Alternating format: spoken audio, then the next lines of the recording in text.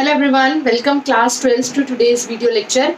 Class, today we will proceed with the chapter employment and our today's topic of discussion is distribution of employment in different sectors.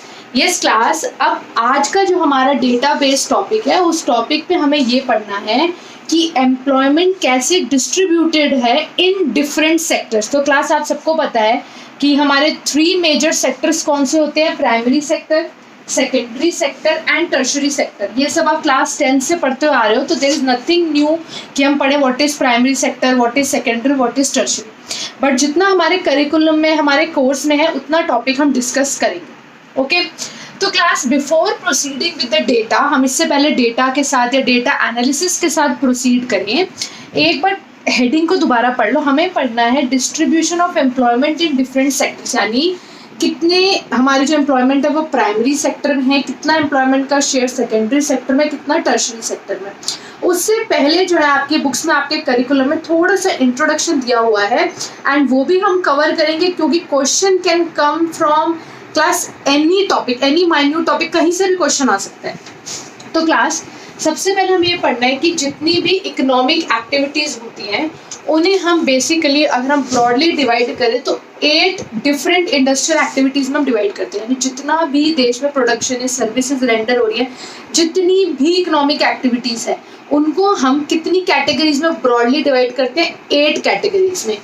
वो category क्या है class? Agriculture, mining and enquiring, manufacturing, electricity, gas and water supply, construction, trade, transport and storage and last one is services.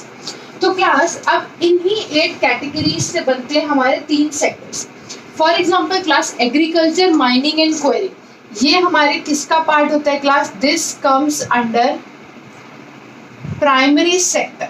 Sector 3 है. कौन सा sector क्या है वो हमें डिटेल में नहीं जाना, लेकिन आपको फिर भी इतना पता होना चाहिए क्लास कि जो इकोनॉमिक एक्टिविटीज़ 8 कैटेगरीज में हमने डिवाइड करी हैं, तो उसके अंदर कितना प्राइमरी सेक्टर में आता है, कौन सा सेकेंडरी सेक्टर में आता है, एंड कौन सा जो हमारा टर्शरी सेक्टर में आता है. ओके तो class, manufacturing, electricity, gas and water supply and construction, ये आपका आता है क्लास सेकेंडरी सेक्टर में.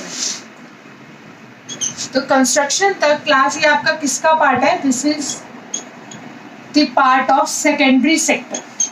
And trade, transport and storage and services, ये आपका पार्ट है टर्शरी सेक्टर का. Class, even question can come from this simple, easiest and very very very small topic, लेकिन हमें हर कॉन्सेप्ट को लेके चलना है कि कुछ भी मिस ना हो जाए एग्जाम के लिए.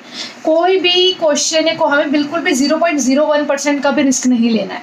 Is that clear? तो क्लास, ये जो 8 कैटेगरीज है इकोनॉमिक एक्टिविटीज़ की, इनको हमने फर्दर डिवाइड कर दिया है primary, secondary and tertiary sector में हमने क्लब कर दिया. तो आई होप आपको सबको क्लियर हो गया कि कौन सी एक्टिविटीज़ प्राइमरी में है, कौन सी सेकेंडरी एंड कौन सी tertiary.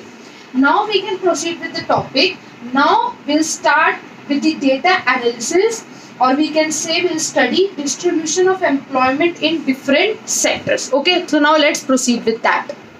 Class, now let's move to database analysis. And class, database analysis बहुत ही easy है, simple सा pie chart है, सिर्फ 3 sectors है जिसके अंदर हमें distribution study करना है. And class, you can clearly see major portion is still occupied by the primary sector.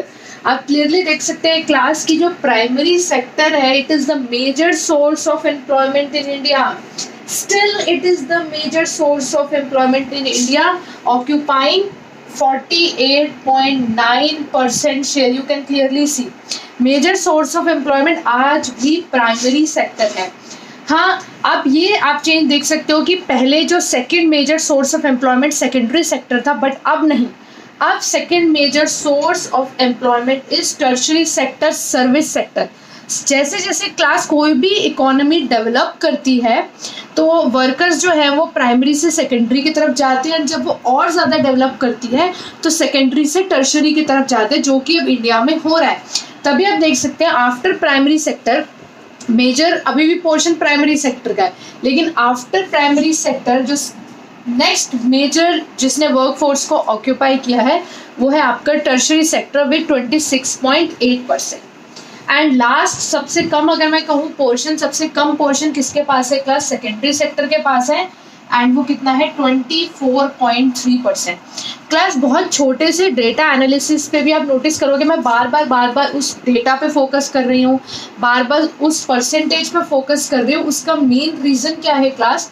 क्योंकि ये आपके माइंड में बैठनी बहुत ज़रूरी है। अभी हम इस क्लास में एक टॉपिक डिस्कस कर, अभी आपको लगे तो बहुत ईजी है, बट जब पूरे चैप्टर में बहुत सारे डेटा एनालिसिस करोगे तो इट्स वेरी नेचुरल कि आप कंफ्यूज हो सकते हो। तो इसीलिए मैं एक एक टॉपिक को बार बार रिपीट करती हूँ कि आप अगर आप लेक्चर सुनो तो आपके माइंड में वो परमानेंटली बैठ जाए, इंस्टिल हो जाए, आपको बार बार उसको याद करने की ज़रूरत ना हो।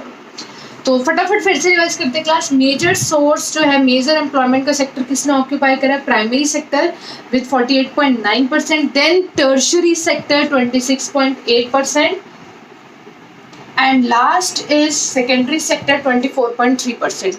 तो आज हमने क्लास कवर किया है सिर्फ एक छोटा सा topic, distribution of employment in different sectors. Overall जो इंडिया के एम्प्लॉयमेंट है वो डिफरेंट सेक्टर्स में कैसे डिस्ट्रीब्यूटेड है हमने वो स्टडी करा। Our next topic would be, जो हमारा नेक्स्ट टॉपिक होगा वो ये होगा कि distribution of employment in different sectors, वो ठीक है, उसमें भी हम सेग्रीगेट करके पढ़ेंगे, रूरल एरियाज का अलग और अर्बन एरियाज का। ये तो ओवरऑल इंडिया के एम्प्लॉयमेंट को हमने स्टडी कर लिया कि प्राइमरी ज़्यादा है, then tertiary, then secondary. Next topic में हम उसको भी सेग्रीगेट कर देंगे कि रूरल एरियाज में कितने प्राइमरी सेकेंडरी टर्शरी में वर्कर्स इन्वॉल्व हैं, अर्बन एरियाज में कितने प्राइमरी सेकेंडरी टर्शरी में इन्वॉल्व हैं। तो क्लास हर लेक्चर के साथ आप स्टे ट्यून्ड रहिए, बहुत अच्छे से एक एक लेक्चर अटेंड करिए and the complete chapter would be clear too. Okay, अगर फिर भी आपको कोई डाउट है क्लास किसी भी टॉपिक में कुछ भी, तो you can mark it in the comment box.